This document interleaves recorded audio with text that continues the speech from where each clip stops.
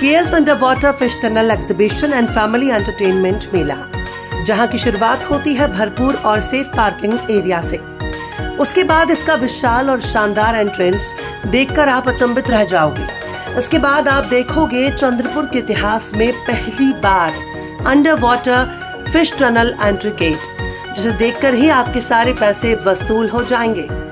अंदर आप आएंगे, महिलाओं, बच्चों और युवाओं के लिए एक से बढ़कर एक वस्तुएं, खेल और खान पान के स्टॉल।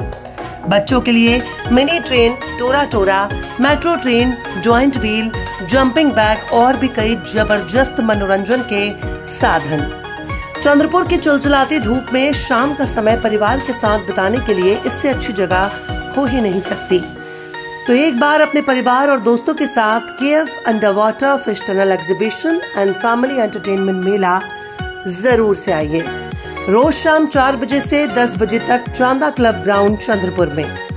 कांग्रेस नेता विजय वडेट्टीवार ने कहा कि सामाजिक न्याय विभाग को संविधान के प्रावधानों के अनुसार निधि दी जाती है। इस निधि का दुरुपयोग संविधान का अपमान है और ये सभी पिछड़े वर्गों को नजरअंदाज करने का एक तरीका है। उन्होंने मांग की है कि इस अपराध के लिए सरकार के खिलाफ एट्रोसिटी एक्ट के तहत मामला दर्ज किया जाए और हस्तांतरित की गई धनराशि तुरंत वापस की जाए।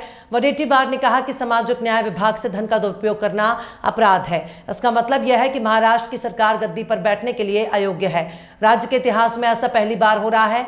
अब यह स्पष्ट हो गया है कि सरकार आदिवासियों को और पिछड़े वर्गों को दिए जाने वाले धन को अन्य विभागों में भेजकर बहुत बड़ा अन्याय कर रही है। कांग्रेस नेता ने कहा कि यदि अहिल्या देवी होलकर की जयंती के अवसर पर कोई निर्णय लेना था तो वो मंत्रिमंडल में भी लिया जा सकता था और मंत्रिमंडल पर होने वाला खर्च धनगर समाज पर खर्च किया जा सकता था। उन्होंने आलोचना करते हुए कहा कि ये एक दिखावा करने वाली सरकार है, ये सरकार केवल कार्यक्रम आयोजित कर रही है। कांग्रेस नेता ने कहा कि चैनलों पर युद्ध के बजाय वास्तविकता में पाकिस्तान को सबक सिखाने की जरूरत है और सरकार को ये कार्य तत्काल करना चाहिए।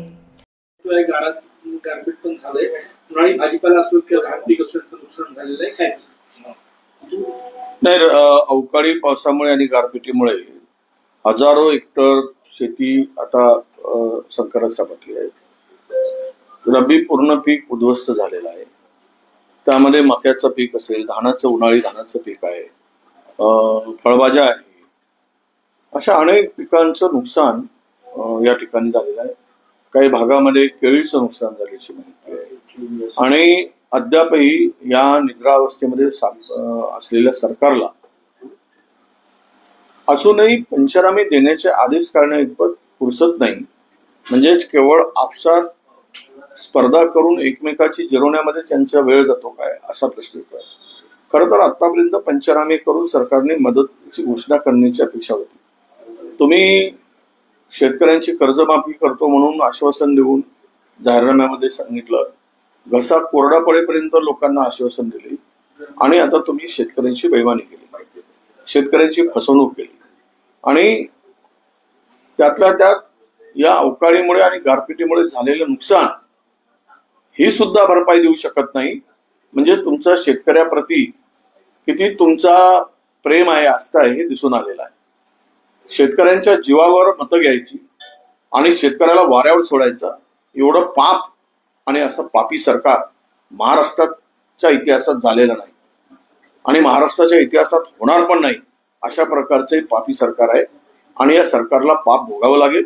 शेतकऱ्याचा तळतळाट या सरकारला निश्चितपणे भोगण्यास भाग पाडेल असा मला विश्वास। सामाजिक न्याय विभागाचा निधी जो आहे तो दिला, त्याच्यामुळे नाराजी व्यक्त होते मंत्र्यांकडून। नाही, खरं म्हणजे संविधानातील तरतुदीनुसार लोकसंख्या नुसार सामाजिक न्याय विभागाचा अर्थसंकल्पामध्ये तरतुदीचं प्रावधान आहे। ती तरतूद ही संविधानातील तरतुदीनुसार संविधानातील निर्देशानुसार ही सामाजिक न्याय विभागाचा निधी त्या विभागाला दिला जातो।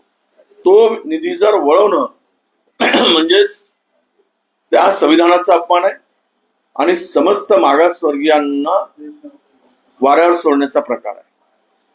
हा खरं म्हणजे अक्षम्य असा गुन्हा आहे, तो वळवताच येत नाही, तो गुन्हा आहे आणि तो गुन्हा म्हणजे पहिल्यांदा तर एट्रॉसिटी दाखल केला गेला पाहिजे आणि असा निधी वळवत असेल तर संविधानामध्ये ज्या काही गोष्टी आहेत, संविधानाने जे काही अधिकार दिले आहेत त्यानुसार हे सरकार महाराष्ट्राच्या गादीवर बसण्यासाठी लायक नाही, पात्र नाही असा त्याचा अर्थ होता. तुम्ही सत्ता मिळवण्यासाठी घोषणा करायच्या आणि मागासवर्गीय आणि आदिवासींचा निधी वळवायचा, हे मात्र राज्याच्या इतिहासामध्ये हे पहिल्यांदा घडत आहे. आणि राज्यामध्ये आदिवासी आणि मागासवर्गीयांना या सरकारने दिलेला निधी दुसऱ्या विभागाकडे वळवून प्रचंड अन्याय करण्याची भूमिका या सरकारची आहे आणि हे आता स्पष्ट झालेलं आहे. म्हणून या सरकारवर अॅट्रॉसिटीचा गुन्हा दाखल करावा अशी आमची मागणी आहे आणि दिलेला वळवलेला निधी त्वरित त्या विभागाला द्यावा. मागील वर्षी सुद्धा सामाजिक न्याय विभागाला 26% निधी खर्च झाला. हे कशाचं लक्षण आहे? तुम्ही हे सरकार कोणासाठी चालवत आहे?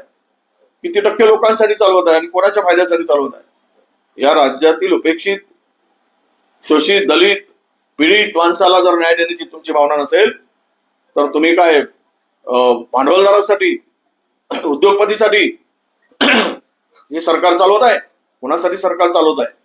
म्हणून या सरकारवर अॅट्रॉसिटीचा गुन्हा दाखल व्हावा अशी आमची स्पष्ट मागणी आहे. आज चौंडीमध्ये कॅबिनेट होता राज्याची, त्यासाठी जवळपास मोठा खर्च जो आहे तो कॅबिनेटसाठी करण्यात आलेला आहे.